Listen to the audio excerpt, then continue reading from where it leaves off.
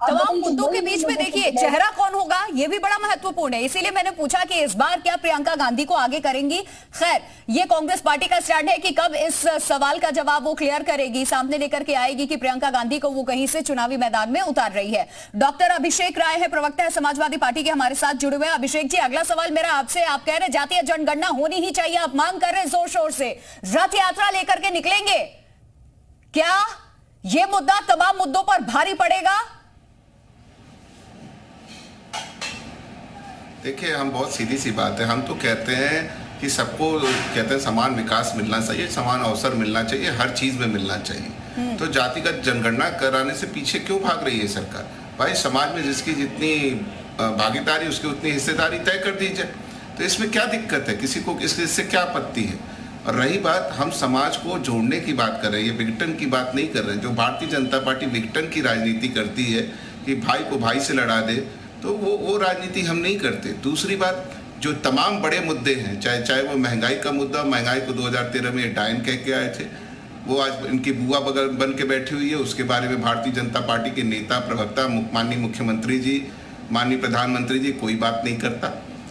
चाहे आप बेरोजगारी की बात कर लो, 2 करोड़ रोजगार कहाँ रह गए? कहाँ 2 करोड़ रोजगार दिए हैं जो लाल किले की प्राचीर से माननीय प्रधानमंत्री जी ने कहा था? तो बहुत सारे मुद्दे हैं। यूपी का विकास का देख लीजिए, आपने कितने, उत्तर प्रदेश में डबल इंजन की सरकार ने कितने नए बिजली घर लगाए हैं, कितने थर्मल पावर प्लांट्स नए लगाए हैं, इसका भी आंकड़ा सरकार को जारी करना चाहिए। अभिषेक जी, आपने कहा जिसकी जितनी हिस्सेदारी उसकी, जिसकी जितनी भागीदारी उसकी उतनी हिस्सेदारी, लेकिन यहाँ पर उत्तर प्रदेश में भी हम देखें तो आपकी पार्टी पर भी आरोप लगते रहे हैं कि आप लोग बात तो करते हैं कि आप भागीदार बनिए, हिस्सेदार आप बनेंगे, हिस्सेदारी भी आपकी होगी, लेकिन बात जब हिस्सेदारी की होती है तो वहां बेईमानी नजर आता है। देख लीजिए, ऐसा कुछ नहीं हुआ। 346 सीटों पे इस बार समाजवादी पार्टी 22 के विगत चुनाव में लड़ी है। 38% के करीब हम लोगों ने अपने सिंबल पे जिन सीटों पे लड़े, इतना मत हमें मिला, जो समाजवादी पार्टी बनी है उसके इतिहास में सबसे ज्यादा है। और एकदम जातिगत अनुपात में जिसका जहां पे वो था, जो हमें समझ में आया कि सेंसस के हिसाब से ये आंकड़ा है, होना चाहिए या है करीब उसके नजदीक है, तो हमने उस हिसाब से टिकट का बंटवारा किया। और समाजवादी पार्टी 77 सीटें 2500 के कम मार्जिन से हारी। अगर सिर्फ 3% का वोट स्विंग होता तो आज हम सत्ता में होते, तो ये कोई बहुत बड़ी बात नहीं थी। और हमने जो बात कही, जनता ने हमारी वो बात समझी है। आज हम प्रमुख विपक्षी दल हैं उत्तर प्रदेश का, और सबको पता है कि जनता की लड़ाई हम सड़क से लेकर विधानसभा तक लड़ रहे हैं, लगातार लड़ रहे हैं। और बहुत जल्दी समाजवादी पार्टी का चुनाव है, आपको नहीं लगता है कि तमाम मुद्दों के बीच में जातीय जनगणना, इस पर आप फोकस कर रहे हैं, तो ये जनता कहीं नकार ना दे? मुद्दा है ये, बहुत इंपॉर्टेंट मुद्दा है, ये बहुत इंपॉर्टेंट मुद्दा है। कहते हैं ना, सबको समाज में उस हिसाब की हिस्सेदारी मिलनी चाहिए कि भाई जो समाज पिछड़ा रह गया है, दलित रह गया है, दलित पिछड़े जो भी हैं, जो गरीब तबके के, चाहे वो सामान्य वर्ग के हो चाहे किसी वर्ग के हो, उनको उनकी हिस्सेदारी मिलनी चाहिए। हम उसकी बात कर रहे हैं, किसी एक जाति विशेष या किसी एक उसके लिए हम बात कर ही नहीं, हम तो सारी जातियों के लिए कह रहे हैं सबको मिलना चाहिए। और इससे सरकार को क्या प्रॉब्लम है? हमें तो यही बात नहीं समझ में आती। ठीक है, गौरव रघुवंशी है, बीएसपी के नेता, हमारे साथ जुड़ चुके हैं इस चर्चा में। बहुत स्वागत है गौरव जी आपका।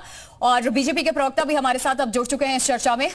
सबसे पहले गौरव रघुवंशी, मैं आपका रुख कर रही हूं, पसमानदा मुसलमानों को लेकर के आप भी बात करते अब नजर आ रहे हैं, बीजेपी भी बात करती नजर आ रही है, लेकिन बीएसपी दलितों की राजनीति ज्यादा करती है, मुसलमानों की राजनीति करती है, आप पसमानदा मुसलमानों की भी आप राजनीति करते हैं। क्या सिर्फ यही वोट बैंक आपको लगता है कि आपको लोकसभा चुनाव में जीत दर्ज करवाने में अहम भूमिका निभाएगी? सिर्फ आप इन चीजों पे ही हैं, या फिर आपने मान लिया है कि कुछ एक समाज है जो आपको हमेशा से नकार चुका है और नकारेगा ही, भरोसा नहीं आप ले पाएंगे और ना वो आप पर कभी भरोसा दर्ज कर सकते हैं, करा पा रहे हैं अभी तक जो हमने देखा है? प्रिया जी, देखिए, बहुजन समाज पार्टी हमेशा से सर्वजन सुखाय सर्वजन हिताय की बात करती रही है। उसमें से हर जाति के, चाहे वो सवर्ण हो, चाहे वो पिछड़े हो, चाहे वो दलित हो, जो भी वंचित लोग हैं उनकी बात करती रही है। बीएसपी ने हमेशा से सवर्णों के आरक्षण की बात भी की है। अगर आपको याद हो तो बीएसपी ऐसी पार्टी है जिसने सवर्णों में भी गरीब लोगों के आरक्षण की बात की थी, जो गरीबी रेखा के नीचे लोग रहे हैं।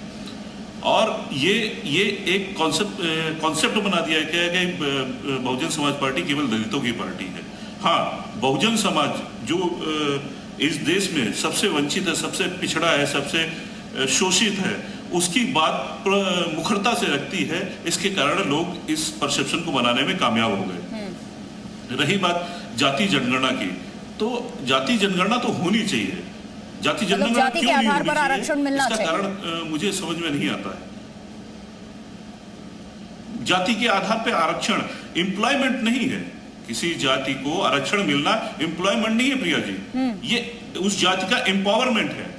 और जो स्थितियां हैं समाज में कई वंचित लोगों की, शोषित लोगों की, उनको जब तक एम्पावरमेंट नहीं करेंगे तब तक इस भारतवर्ष की जो हम सपना देखते हैं जो भारत बनाने का, वो भारत नहीं बन पाएगा।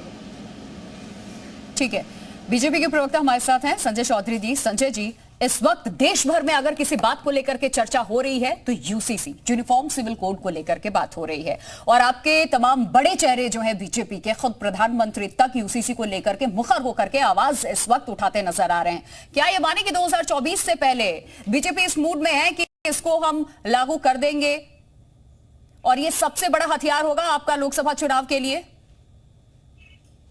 देखिए, देश चलता ही संविधान से है। ये संविधान सम और विधान का मिला जुला रूप है, और जब तक किसी भी देश में एक जैसा कानून नहीं होगा, मुझे नहीं लगता है कि देश के नागरिकों में समानता का मंत्र फूंका जा सकता है। हमारा टारगेट है सेवा, सुशासन और गरीब कल्याण। इसी के आधार पर काम कर रहे हैं। देश के आम गरीब तक कैसे भोजन पहुंचे, कैसे उसका स्वास्थ्य बेहतर हो, कैसे उसे आवास मिले, हर घर तक पानी पहुंचे, हर घर तक बिजली पहुंचे और गरीबों का कल्याण हो, इसी के आधार पर भारतीय जनता पार्टी की सरकार चल रही है। आपके पहले सवाल का जवाब नंबर 1। दूसरी बात आपने प्रियंका गांधी की कही थी, एक कहावत है, बंद मुट्ठी लाख की खुल गई तो खाक की। प्रियंका जी पिछले चुनाव में उत्तर प्रदेश की प्रभारी थी, उन्हीं के नेतृत्व में चुनाव लड़ा गया था और कांग्रेस ऐतिहासिक हार का सामना करते हुए विधान परिषद में 0 और विधानसभा में नंबर 1 नंबर के साथ आई है। मुझे लगता है कि प्रियंका जी का बेटी लड़ सकती है बेटी का अभियान। जिस तरह से अन्य राज्यों में वो उसको नहीं ले गई, ये बताता है कि उनकी नीति और नियत अलग अलग है। लड़की हूं, लड़ सकती हूं, ये नारा दिया गया था कांग्रेस पार्टी की तरफ से, और उसके बाद किसी भी राज्य में इसकी पुनरावृत्ति नहीं हुई। हमने एक और चीज देखी है, भारतीय जनता पार्टी शासित राज्यों में पेट्रोल की कीमत 100 से कम है और कांग्रेस के शासित राज्यों में कीमत लगभग 110 रुपए के करीब है। ये बताती है कि ये जीतने के बाद महंगाई बढ़ाते हैं, नाम किसी का लेते हैं लेकिन महंगाई बढ़ाने के लिए काम करते हैं।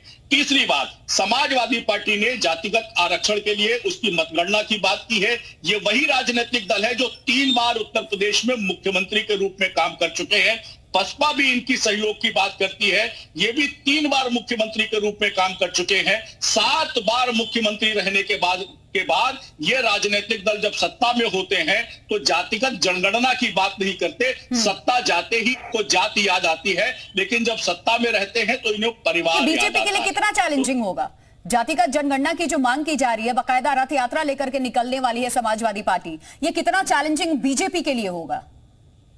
देखिए, भारतीय जनता पार्टी ने अपने नीतियों के आधार पर, अपने कार्यक्रमों के आधार पर जाति को छोड़कर उत्तर प्रदेश के हर व्यक्ति के लिए कल्याण का कार्यक्रम किया है। वो चाहे जाति हो, पंथ हो, भाषा हो, भेद हो, हमारी किसी भी योजना में जाति के आधार पर भेद नहीं है, धर्म के आधार पर भेद नहीं है। वो हिंदू होगा, मुसलमान होगा, अगड़ा होगा, पिछड़ा होगा, दलित होगा, सवर्ण होगा, सबको हमारे कार्यक्रमों का लाभ मिल रहा है। मैं समझता हूं इसी के आधार पर भारतीय जनता पार्टी पूरे देश के लोगों की सेवा के लिए और बेहतर सुशासन के लिए, जिसमें हमने डायरेक्ट जो बेनिफिट है उसको खाते में ट्रांसफर करके भ्रष्टाचार को समाप्त किया है और गरीबों की कल्याण के लिए बेहतर योजनाओं के साथ उनके जीवन को उन्नत किया है। प्रियंका जी, आप अपने आप को अनम्यूट कीजिए, आपकी आवाज नहीं आ पा रही है। ठीक है, तब